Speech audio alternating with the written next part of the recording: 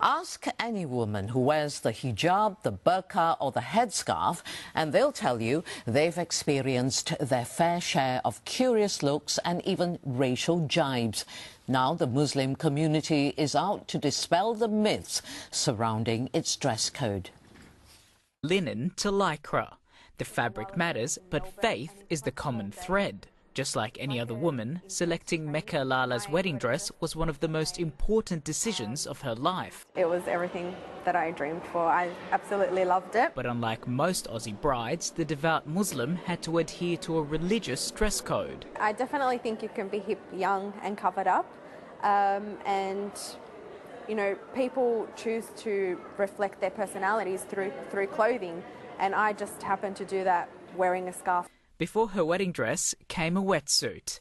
Mecca made headlines wearing the first surf life-saving burkini, an idea that evolved into other traditional Australian pastimes, like showing your colours at the footy. It was a pretty good mark. For AFL players Amna Karra Hassan and Layal Qasim, they just wanted to be comfortable among the footy-mad crowd. This is a really positive way of saying, women saying, this is how I express my dress. I can be modest and beautiful and comfortable in my own skin. You can't stop the girls from wanting to look good all the time. Even if they're running and on the floor, tackling, whatever, they still want to look good. Just two examples showing that faith is no barrier to fashion. It's trying to say it's not just this monoculture. They don't all dress in the same way. They're very creative in the way they dress. And that's the point of the exhibition, to show that covering up doesn't mean they're trying to hide something. In fact, it's quite the opposite. It unveils the myths behind why and how Muslim women choose to be modest yet fashionable at the same time. The dress of Muslims is big business. In the Middle East alone, it's estimated to be worth $96 billion, and Australian Muslim designers are keen to cash in. And business is thriving.